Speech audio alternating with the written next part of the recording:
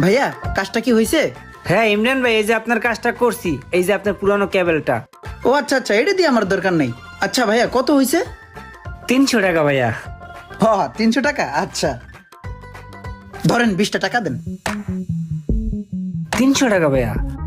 আরে হ্যাঁ হ্যাঁ, দেলোয়ার ভাই আছে না, পরিচয় করে দিল, আমার সাথেই পরিচয় করে দিছিল, আমি ইমরান। আচ্ছা ওই 20টা টাকা দেন ভাই।